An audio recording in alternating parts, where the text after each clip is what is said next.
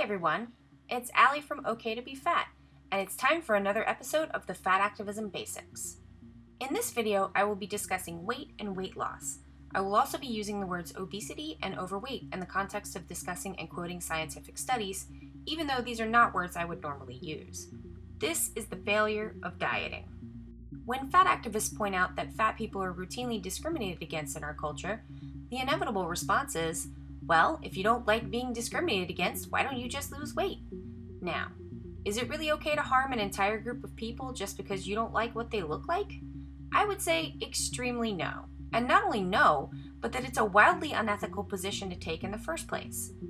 I object to the entire framing of the issue that fat people should somehow have to prove to the people who hate us that we don't deserve to be hated. It's not my job to prove to you that I'm a person. To even agree to debate my humanity is to lose, because I would have to agree that fat haters have any right to pass judgment on me.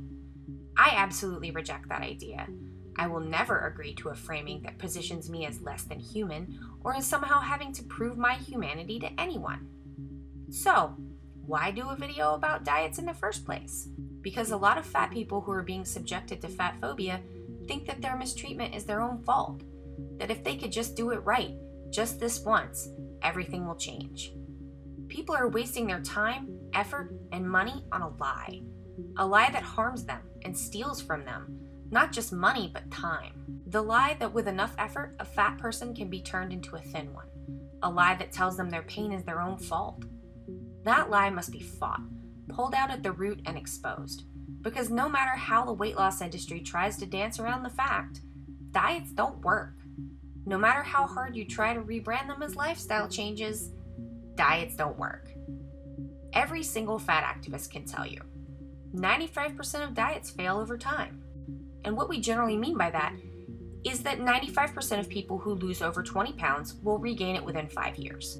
Almost always, dieters will not only regain the weight they have lost, they'll end up at a higher weight than before they even began. So where does this 95% number come from? In her book, Losing It, Fraser points towards a study from 1959 by Dr. Albert Stunkard at the University of Pennsylvania Medical School.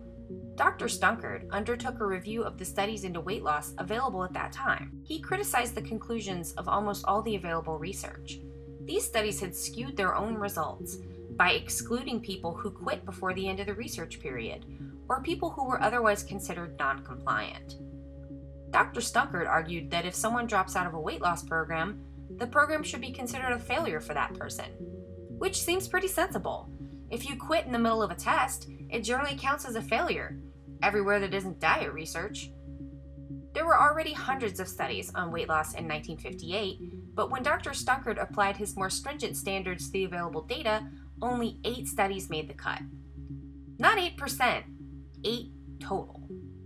Stunkard's standards are: number 1, studies must be conducted in a clinical setting and not rely on self-reporting. Number 2, everyone who starts a weight loss program should be counted as a participant when calculating final results. People who drop out should count as having failed the program. And number 3, studies must conduct long-term follow-up to see if people actually maintain any weight that they lost.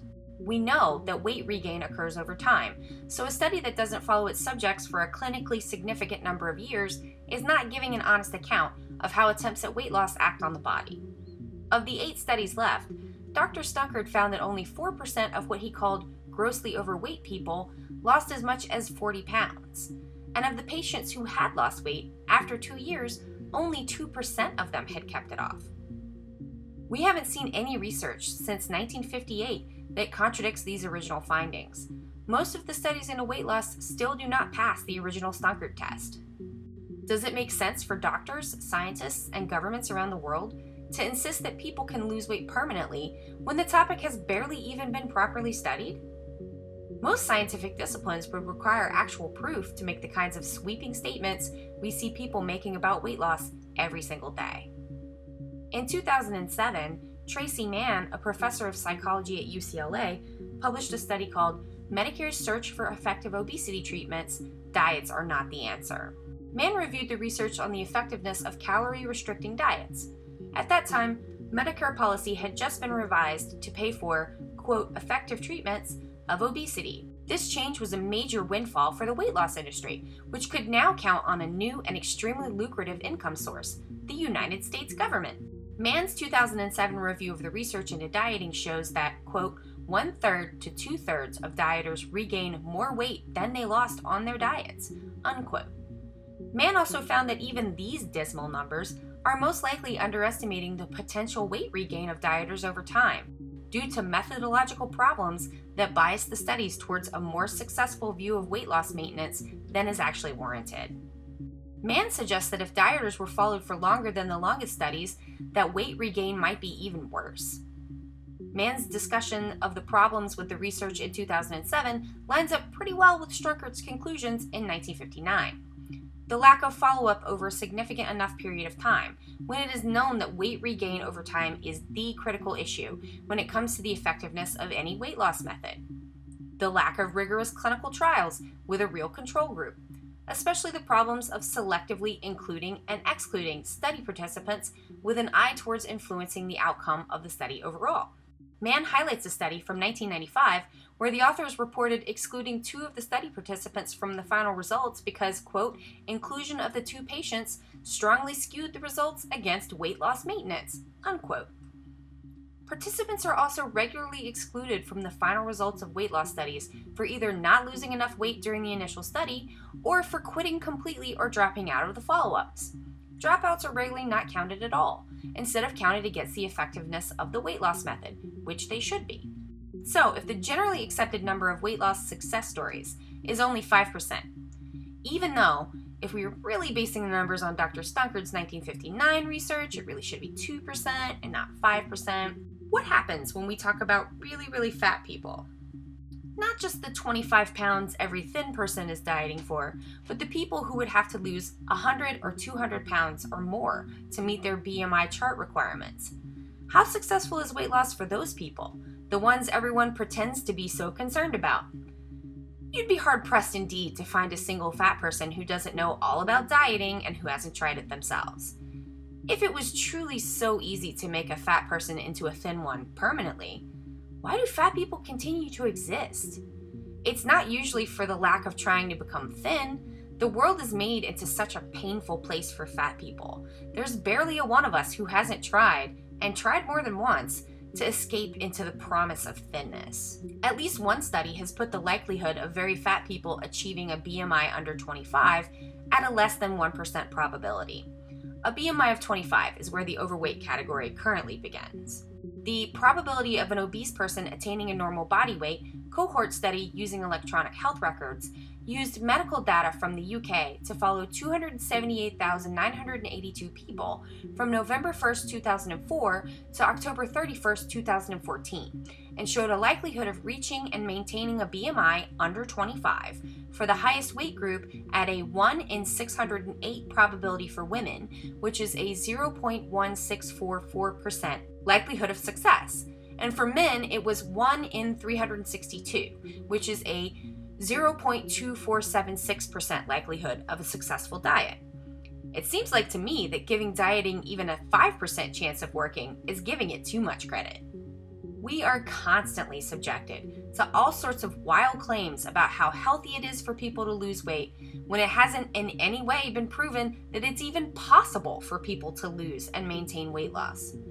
So while we're here, is it healthy for people to lose weight? Paul Campos lays out the problem with dieting as a health recommendation really clearly in the obesity myth. Quote, more Americans than ever are dieting. On any given day, approximately 70 million adults are dieting to lose weight, and another 45 million are dieting to maintain their current weight. These percentages have tripled over the course of the last generation, and the result? Americans weigh, on average, 15 pounds more than they did 20 years ago, unquote. Campos also notes that millions of Americans are consistently trying to lose about 25 pounds, often on the advice of their doctors. Even though the research on yo-yo dieting is clear that repeatedly losing and gaining weight shows an increase in mortality rates. Glenn Gaesser discusses this research in Big Fat Lies, citing the Exercise Intensity and Longevity in Men, the Harvard Alumni Health Study. Men who had dieted showed nearly double rates of type 2 diabetes, high blood pressure, and heart disease as their classmates who had never tried to lose weight. Higher rates of heart disease have also been found in the multiple risk factor intervention trial and the Framingham Heart Study.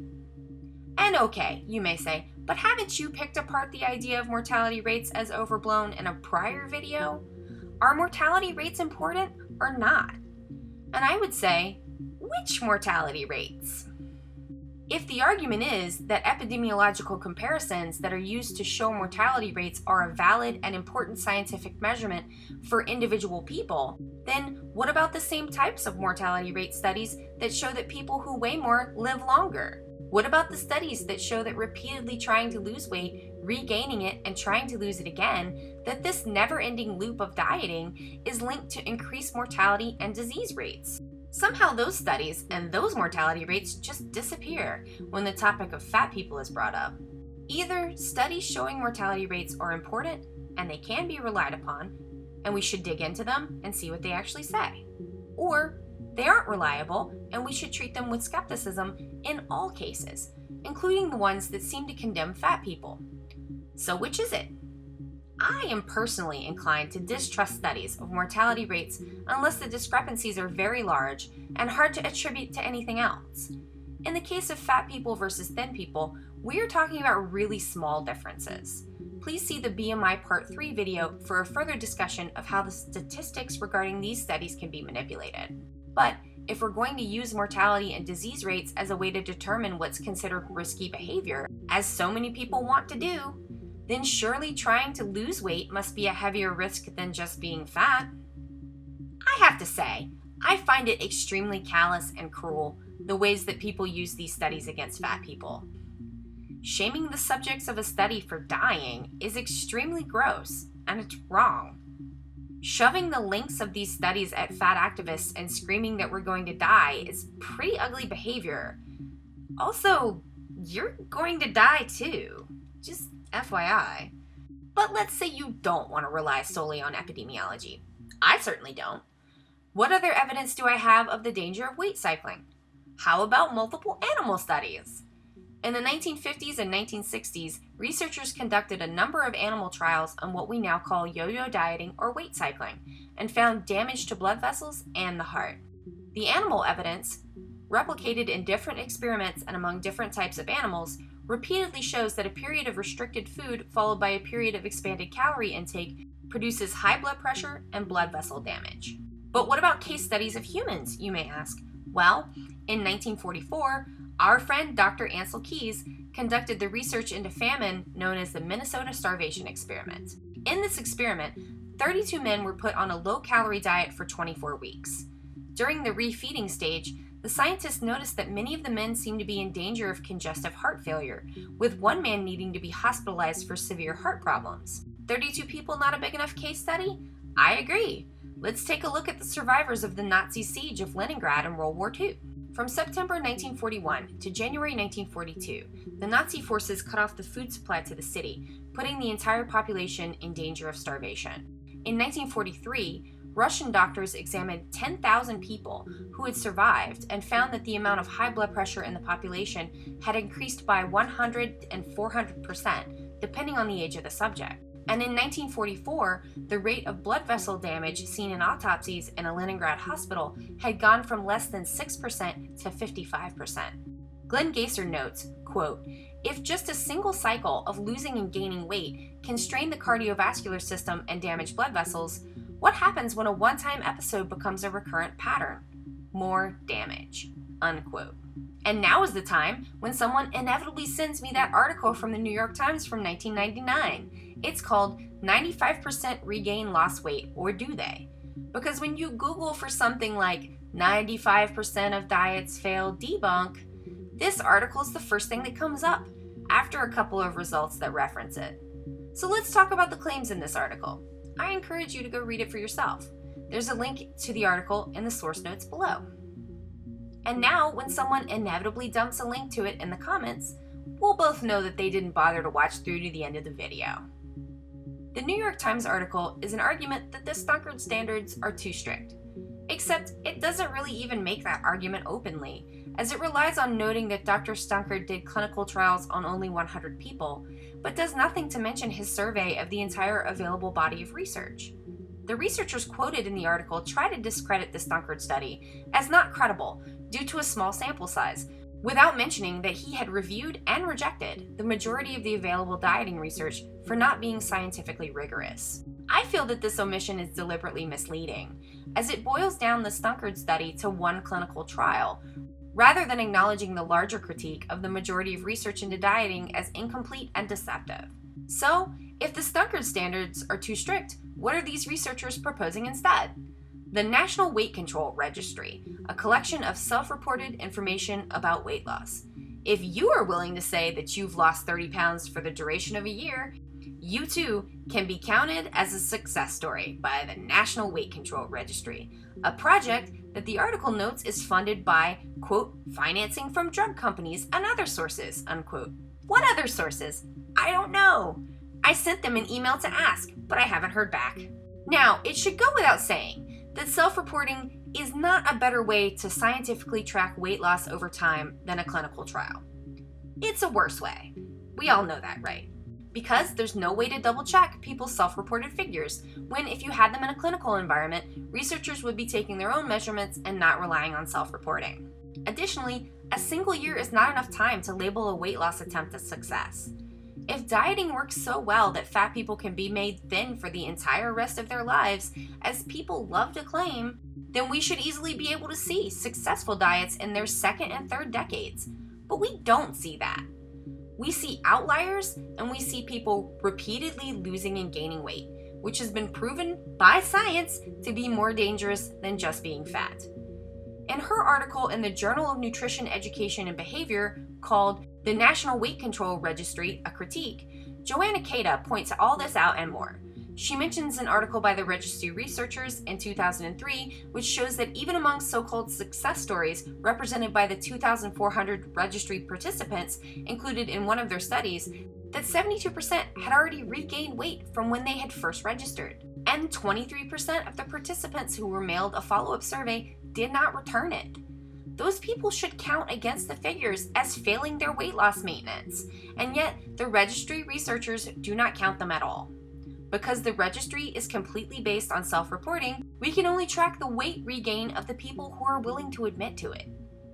And then we have the totality of the numbers themselves. To quote from the Akeda article, quote, using conservative estimates of the prevalence of dieting for weight loss in the United States, it appears that 44% of women and 29% of men are dieting at any one point in time. The U.S. Census current population estimates for men and women over the age of 18 years are 100,994,000 and 108,133,000, respectively. Using these figures, it appears that there are 76,800,000 people dieting. If 5% of them are successful at permanent weight loss, approximately 3,800,000 people will be eligible for enrollment in the registry. According to the registry website, there are currently 4,000 people enrolled. So the researchers can demonstrate a success rate of 0.001%, which is not even close to the dismal 5% estimate cited in the scientific literature. Unquote.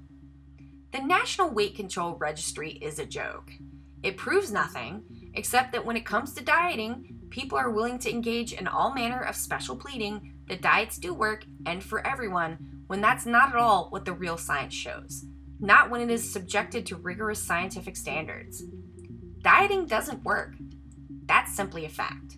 And that's the end of the failure of dieting. Please see the notes for a list of the sources I consulted for this series. All my love and thanks to all the fat activists around the world, past, present, and future, who are all doing such amazing and fantastic work. And thank you to all my supporters on Patreon. You make it all possible, and I love you for that. You can support my work on Patreon at patreon.com/okaToBeFat, or you can make a one-time donation at ko-fi.com/badfattyalley. See you again soon.